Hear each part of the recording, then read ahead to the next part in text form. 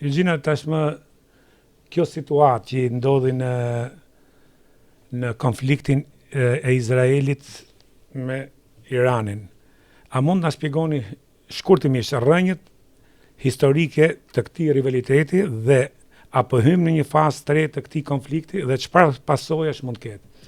Ilir, ne po flisnim pak më parë edhe për gjendjen njerëzore, për Thomas Hobbesin, dhe nëse do ta fillojmë edhe konfliktin Izrael-Palestinë, nuk e di a do ta nisim nga Davidi dhe Goliathi apo 96-ta ndoshta me marrëveshjen e Oslos, ku i jepet një lloj frymarrje dhe një rrugë zgjidhje çështjes së krijimit të shtetit Palestinës, dhe Izraeli në ato vite pati një lëshim të madh ndaj këtyre territoreve bregut perëndimor, Gazës.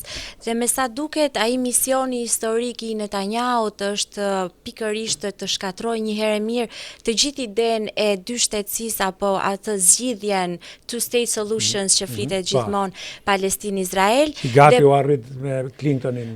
Besoj ishim shumë afër, ishim shumë afër në atë periudhë, por me sa duket misioni Arafati e prishi, kryeministri i Izraelit u vrat.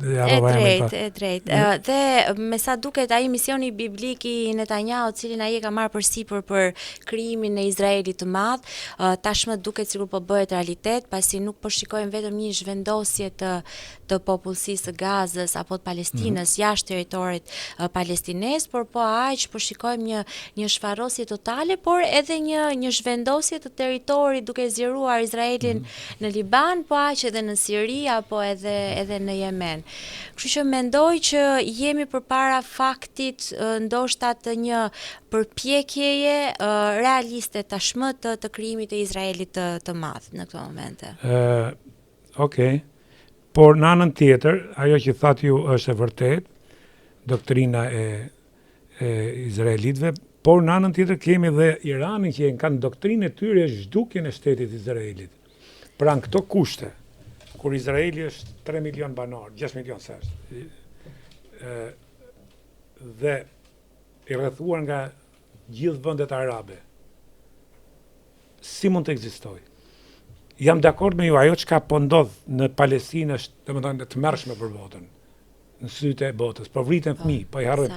Në anën tjetër aty kemi të strehum terroristat e Hamasit. Shumë saktë. Dhe domethënë është një situatë shumë e rëndë dhe nuk është rënduar sot. Po kjo situatë kështu ka vazhduar për vite. Është shumë e saktë, edhe nëse do të shikojmë të gjithë propagandën që bëhet nga Irani, po shikoja edhe disa pamje nga ajo ora e famshme në qendër të Teheranit, ku është ai tiku i shkatrimit të afërt të Izraelit, se Irani e ka si doktrinë të tij apo strategjinë e tij shfarrosjen e Izraelit totalisht. Megjithatë, mendoj që i ka ardhur fundi të goditen një herë mirë ato proxyt apo celulat e grupeve terroriste të cilat furnizoheshin dhe financoheshin nga Irani, dhe në këtë sens mendoj që deri diku Izraeli po bën një të mirë të madhe duke goditur si Hamasin, Hezbollahun apo edhe Houthis.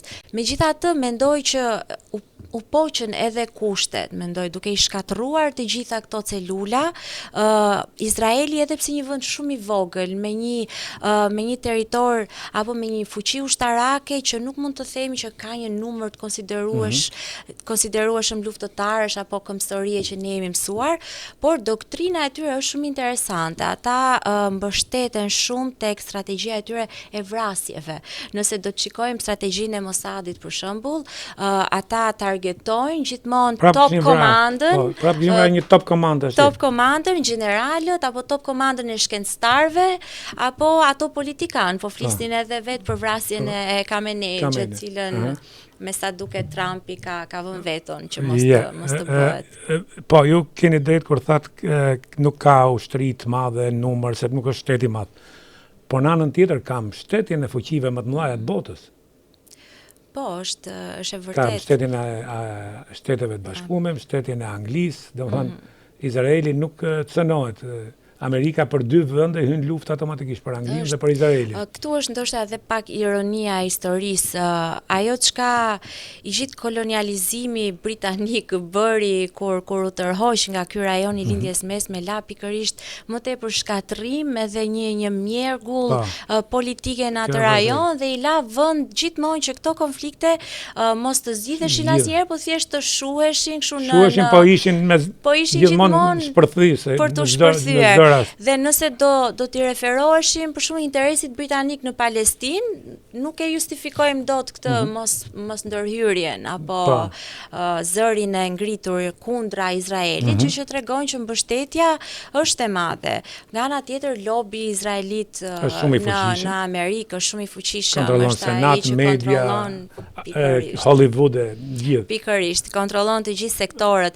Edhe në këtë përpjekjen e parë të Elon Musk për shembull për të goditur Deep State-in, ishte shumë interesante që gjithë entuziazmi që kishin njerëzit, po ndërkohë Deep State-i nuk mund të treguan, dhe në mendimin tim është e drejtë kjo gjë, nuk mund të goditet për dy arsye. E para, sepse mbrapa është lobi izraelit dhe shumë i fortë, dhe e dyta sepse lobi më i fuqishëm ndoshta mbas izraelitëve është lobi i industrisë së armatimeve dhe të luftës, dhe për sa kohë këta të dy të run the show, të bëjnë ligjin në atë vend, do të jetë shumë e vështirë.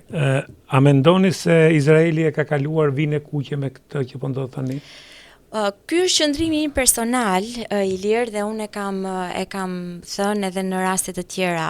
Në të gjitha të paktën këto kundër sulme mbas 7 tetorit të 2023-shit, Izraeli në mendimin tim ka bërë, nuk ka kryer vetëm krime lufte apo spastrim etnik, po jemi përpara një genocidi. Jemi përpara shkeljes së disa konventave ndërkombëtare. Edhe ajo që ne pam disa ditë më parë në Natanz apo Fordo, ato dy bazat bërthamore të Iranit, janë po aq një krim lufte. Drejta ndërkombëtare apo konventat nuk e lejojnë që të targetojnë apo të goditen bazat nukleare, sepse mund të kemi rrjedhje kimike dhe prishetësi mjedisi, por edhe jetët e njerëzve.